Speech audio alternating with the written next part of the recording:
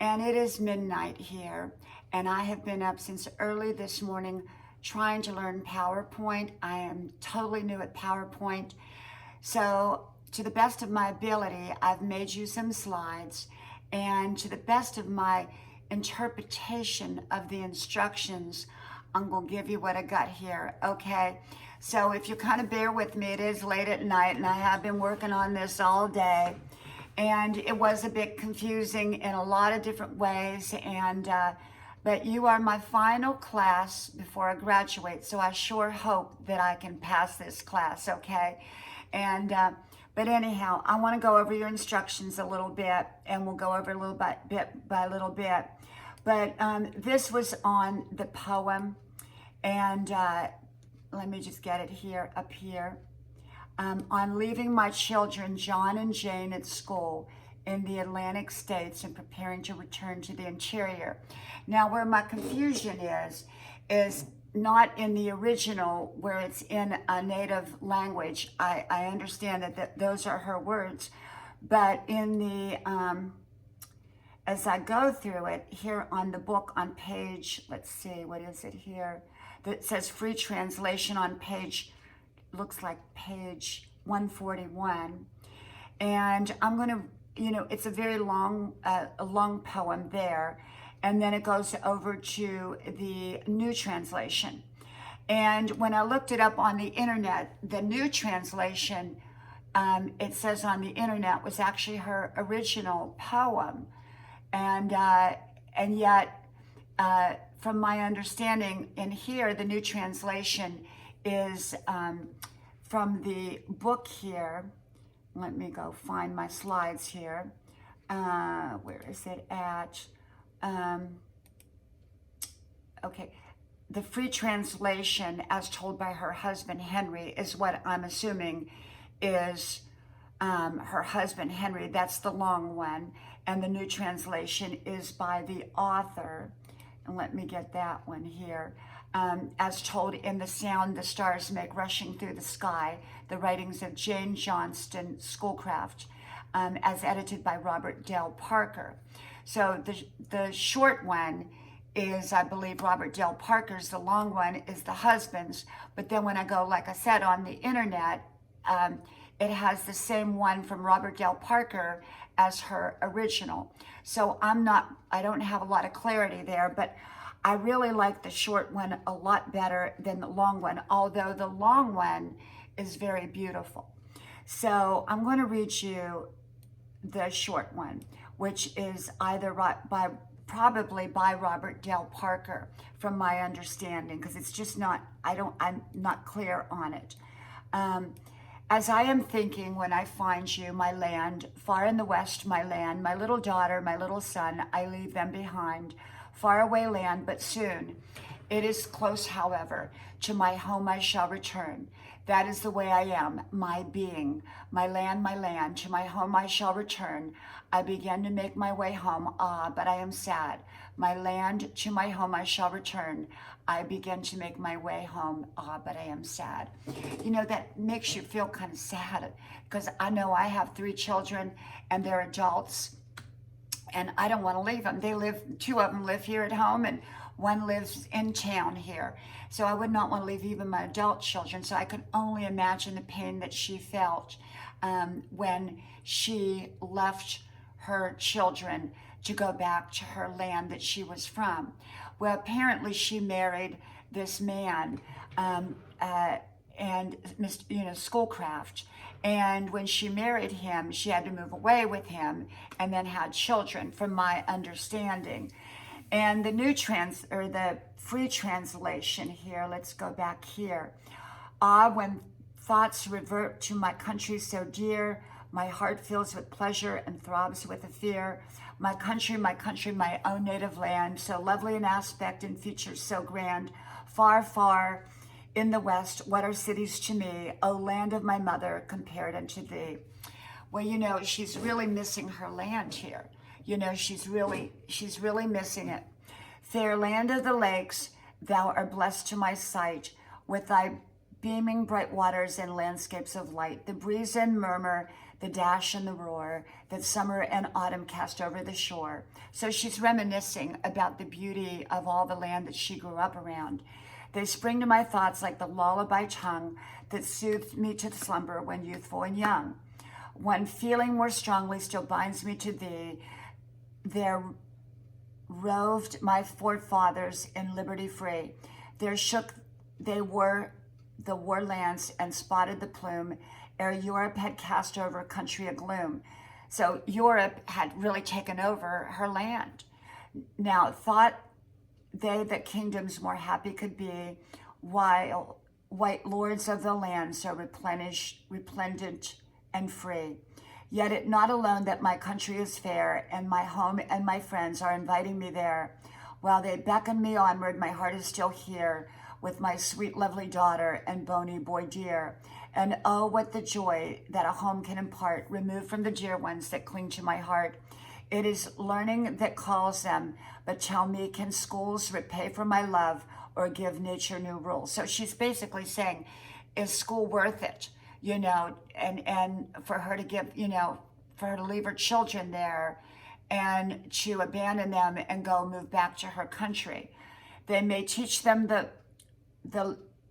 lore of the wit and the sage to the grave in their youth and be gay in their age. But ah, my poor heart, what are schools to thy view, while severed from children thou lovest so true? I return to my country, I haste on my way, for duty commands me and duty must sway. Yet I leave the bright land where my little ones dwell, with a sober regret and a bitter farewell. For there I must leave my dear jewels I love, the dearest of gifts from my master above. Well, that long version is from her husband. The short version is from the author. And the new translation is from the author. Now, the original one, like I said, if I go back here on my computer to the book that's crooked, and my PowerPoints are going to look a bit crooked because I had to do a snippet, I guess it's called, to get some of that to put into the PowerPoint. And so the book is crooked, so it came out crooked.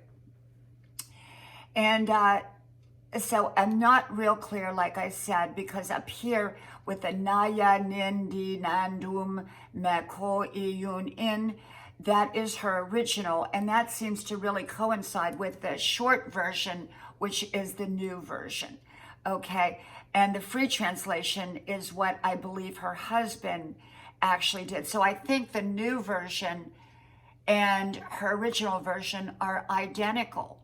And so I think that in the novelist, the author, Dale Parker, I think what he did in his book, The Sound the Stars Make Rushing Through the Sky, he wanted to bring back her original one. And her husband, he wanted to make it just more flowery and more beautiful and more descriptive, because he remembered the land that he negotiated for.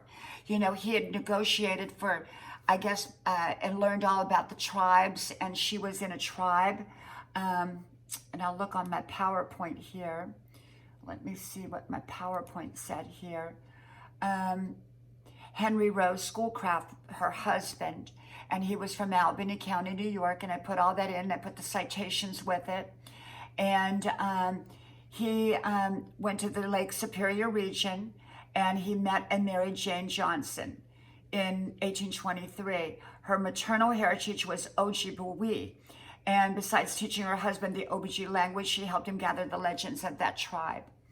And he spent his adult life working on behalf of the Ojibwe people and documenting their origins and customs. So I think he really cared about the people.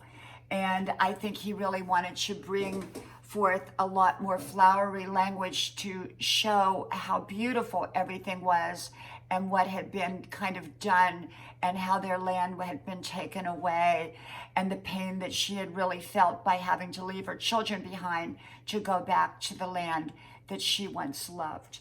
So let's go to your questions here. Let me go find your questions here. Okay.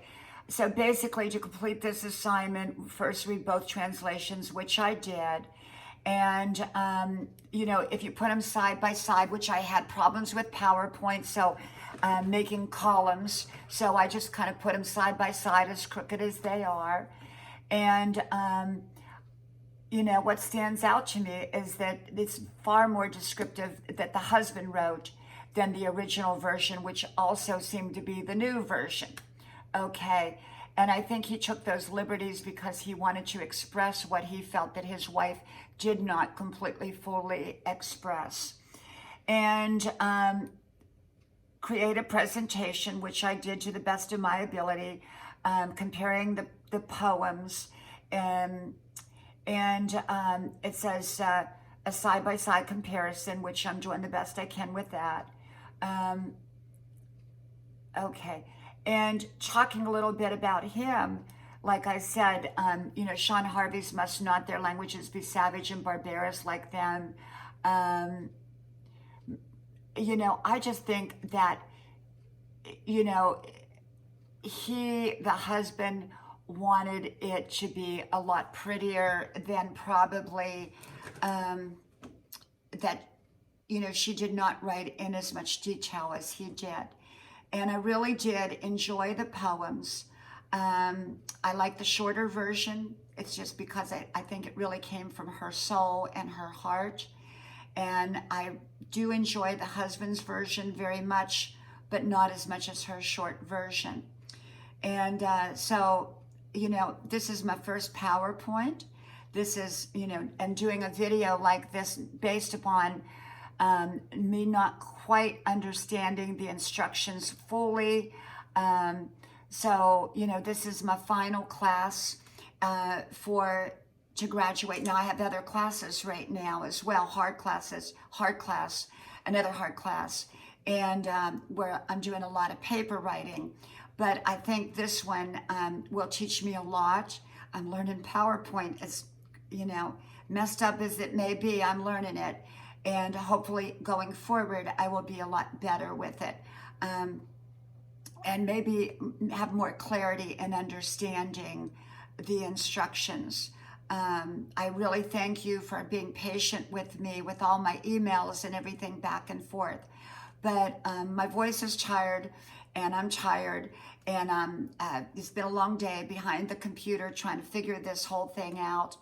And so I hope I get a passing grade at least, and I appreciate your time. So thank you. And so from my house to yours, I hope to talk to you soon again, and I hope I do better next time. Okay? Bye-bye.